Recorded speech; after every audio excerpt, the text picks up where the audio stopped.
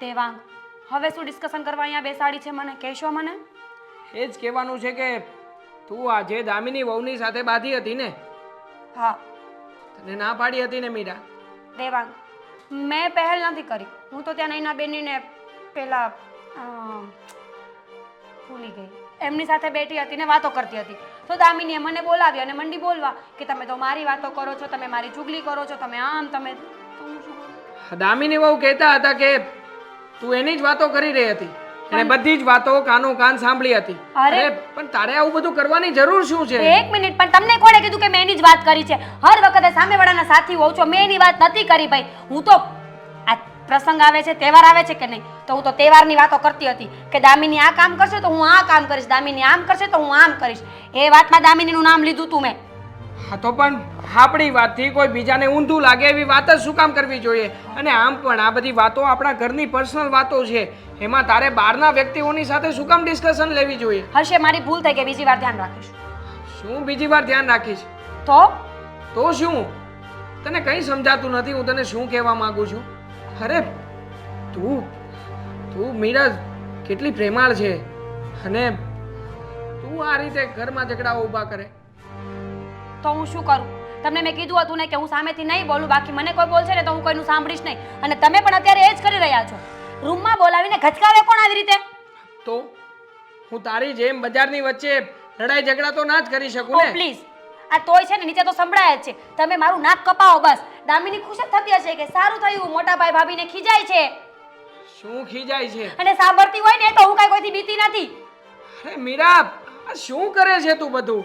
અરે કેટલો શાંતિથી તારી સાથે વાત કરી રહ્યો છું. નથી કરવી શાંતિથી વાત, સમજ્યા ને? 50 વખત કીધું કે ભાઈ હું એની વાત નથી કરતી. અરે હું પણ માણસ છું ને, મારી પણ કઈ પ્રાયોરિટીઝ હોય કે નહીં? હા તો પછી હું પણ માણસ છું ને આ ઘરમાં, મારી પણ કઈક પ્રાયોરિટીઝ હોય કે નહીં? અરે તમને લોકોને સમજાવ્યા જ કરવાનું આખો દિવસ. પતી ગયું. આખું ઘર એક સરખું છે. આ દામિની, ડોસી, ઓલો દેવેન અને તમે. ડોસી અને કેવી કેવી ભાષાઓ વાપરે છે તું, અને એ પણ તારા સાસુમા માટે. તો શું કરું? હા, મારો, હજી મને મારો. માર ખાવો છે ને તો લે આજે. હાથ પછી ઊંચા અવાજે બોલતી નહીં. હા, અત્યાર સુધી તને મારી નથી ને, એનું જ પરિણામ છે આ. જ્યારે હોય ત્યારે બસ. પપ્પા, જે થયું એ બધું મેં તમને કહી દીધું છે. હવે તમે જ મને કહો આમાં શું કરું? અરે દેવેન કુમારે તારી પર હાથ ઉપાડ્યો? હા પપ્પા, એમણે મારા જેઠના કહેવા પર મારા ઉપર હાથ ઉપાડ્યો. અને મારા જેઠજી તો એવું કહેતા હતા કે તમે મારા જેઠને પરમિશન આપી છે કે તમે એ ઘરમાં મારી દીકરીને મારો, કૂટો, તમારે જે કહેવું હોય એ કહો, અમને કાંઈ વાંધો નથી. પપ્પા, તમે આવું બધું કીધું છે? અરે મેં તો એને એમ કીધું હતું કે તમે આ ઝઘડાનું નિવારણ લાવો, તમારા ઘરમાં જે કંકાસ થાય છે એનું ગમે એ વાત કરીને બધાને સમજાવવાનો પ્રયાસ કરો. પણ એનો મતલબ એમ થોડું કે એને એવો પ્રયાસ કરવાનો, હાથ ઉપાડવાનો પ્રયાસ કરવાનો, એનો મતલબ એમ નથી કાંઈ. શું કરવું પણ? હવે એ શું સમજ્યા ને એ મને નથી ખબર, પણ એ બધું છોડો. હવે આમાં શું કરવું ને પપ્પા એ કહો.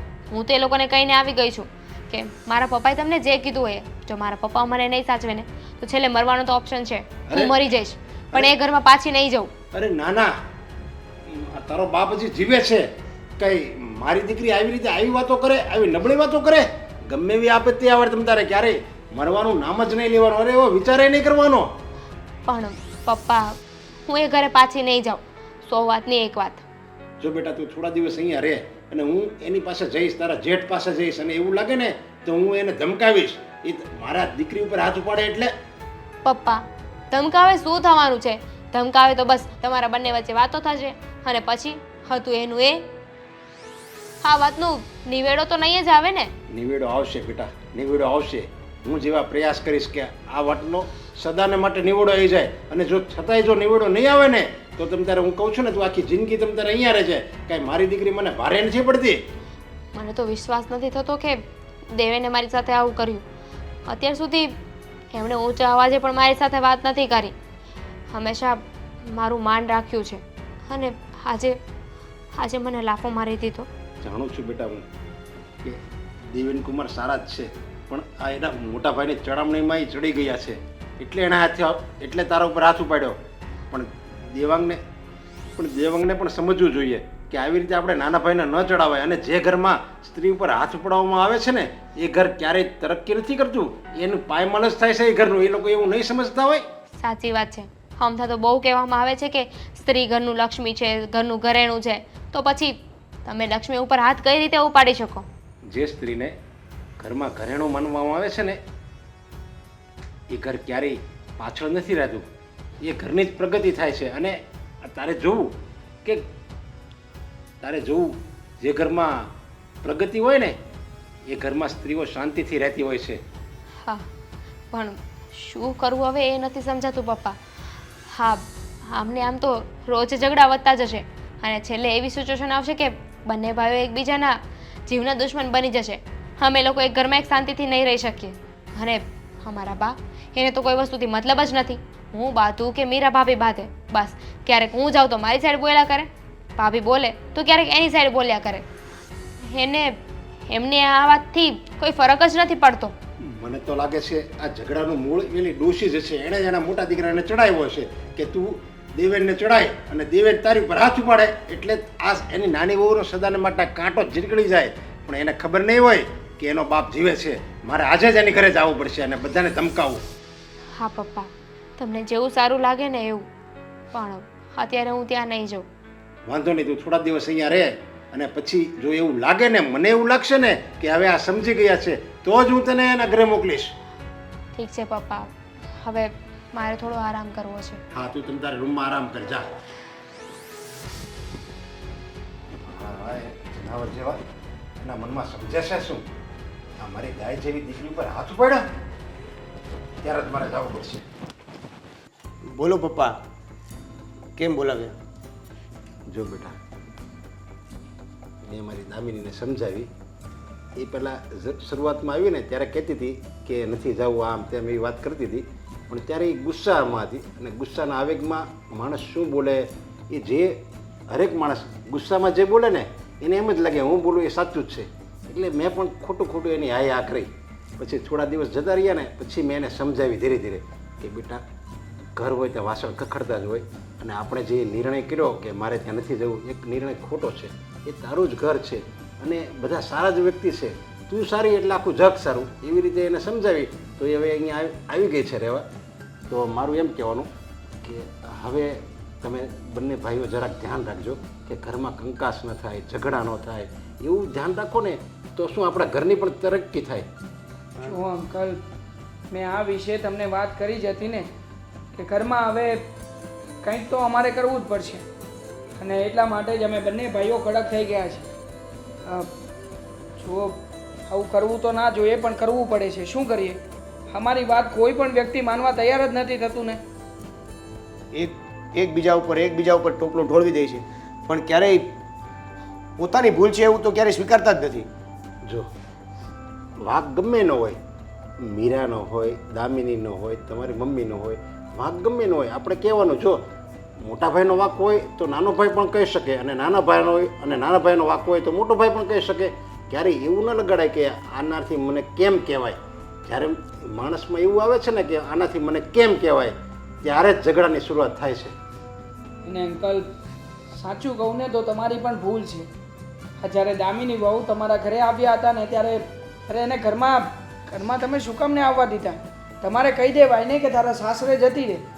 અરે હું એક બાપ છું અને મારી દીકરી મારી સામે મને એમ કે જો તમે મને નહીં રાખો ને તો હું આપઘાત કરી લઈશ. તો કયો બાપ એવું સહન કરી શકે? એટલે ત્યારે મને ખબર પડી ગઈ કે મેં તો આ દામિની ગુસ્સાના આવેગમાં બોલે છે એટલે એને ફાવે એવું બોલશે. ભલે ઘડીક બોલે. પછી થોડા દિવસ ગયા ને એટલે મેં એને પ્રેમથી સમજાવી તો મને ખબર હતી હું પ્રેમથી સમજાવીશ અને એનો ગુસ્સો શાંત થઈ જાય ને એટલે આપોઆપ સમજી જશે. અને જો સમજી ગઈ અને અત્યારે આવી ગઈ રાજી ખુશીથી. હા, અત્યારમાં તો બધું ઠીક ચાલી રહ્યું છે ઘરમાં. લ્યો, જય શ્રી કૃષ્ણ. આવી ગયા દીકરીના બાપ. કા હચવાણી નહીં એકે દી તમારે ત્યાં? એ બાપ, શું બોલો છો તમે? બરાબર જ બોલું છું. ધમકી આપીને ગયા તા. મારા જેવો કોઈ ભૂંડો નથી. ઈ આ કહી ગયેલા આ. અરે પણ- અને દીકરીને લઈ તો ગયા મોટા ઉપાડે, પણ રાખી તો હઈ ક્યાં નહીં. તો છે ને આપણાથી દીકરી નો હચવાય ને તો જીબડી કાબુમાં રખાય. અરે પણ બા, તમે શાંતિથી વાત કરો ને. આમાં આટલું બધું ઉગ્ર થવાની જરૂર શું છે? અને આમ પણ એ આપણા ઘરે કોઈ બાંધવા કે લડવા ઝઘડવા નથી આવ્યા, એ શાંતિથી વાત કરવા જ આવ્યા છે. આ ઘરમાં દામિની વહુને એમને સમજાવી દીધા છે તો શાંતિથી બધું ચાલે છે ને ઘરમાં. એ તે દિવસે ઈ હોળી હળગાવી ગયેલા ને ઈ હજી સુધી ઠરી નથી. પણ બા વાત કરો છો તે. અને ખબરદાર જો મારા ઘરમાં પાછી હોળી હળગાવવાની તમે કોશિશ કરી છે તો હું તો સમાધાન કરવા આવ્યો છું. અરે સમાધાનની ક્યાં કરો છો? સમાધાન કરવા આવ્યો. બા આપણો પણ વાત છે ને. હા, પાક્કો વાંક છે. એની દીકરીને મારા ઘરની વહુ બનાવીને એ સૌથી મોટો વાંક છે મારો. બા તમે બોલવામાં ધ્યાન રાખો. બરાબર બોલું છું. વારે વાહ, આજે તમે બાયડી ના થઈ ગયા એમ. અત્યારે હવે માં કાઈ નથી તમારા માટે. માં છે ને એટલે જ આ બધી મગજમારી કરીએ છીએ. હા, તો હું જતી રહે કહી દેવું તું કે માં અમારી બૈરીઓ આવી ગઈ છે, હવે તું નહીં પોસાય અહીંયા. હું જતી રહે પછી અરે ખબર બાપ, પડત કે તમે કેટલા સમજતા વિશ્વાસ કેમ? થાય. અને તમે સમજતા કેમ નથી? આ નાનકો શાંતિથી વાત કરી રહ્યો છે અને તમે જુઓ કે ક્યારના ઉગ્રતાથી વાતો કરી રહ્યા છો. હા, કારણ કે જે દિવસે આવીને મને બોલી ગયા હતા ને ત્યારે તમારા બેમાંથી કોઈની હાજરી નહોતી. ત્યારે આ એકલી આ બધી આગ સહન કરી છે. અરે પણ શું આગ સહન કરી છે? એ આવીને કઈ તમારા પર ગુસ્સે થઈને બોલવા તો નહીં જ મળ્યા હોય ને? ના ના, પ્રેમથી અરે ભારતીબેન મારી દીકરી પર હવે અત્યાચાર કરશો તો મારા જેવો કોઈ ભૂંડો નથી આમ બોલતા હતા. ઈ પ્રેમથી બોલતા હતા.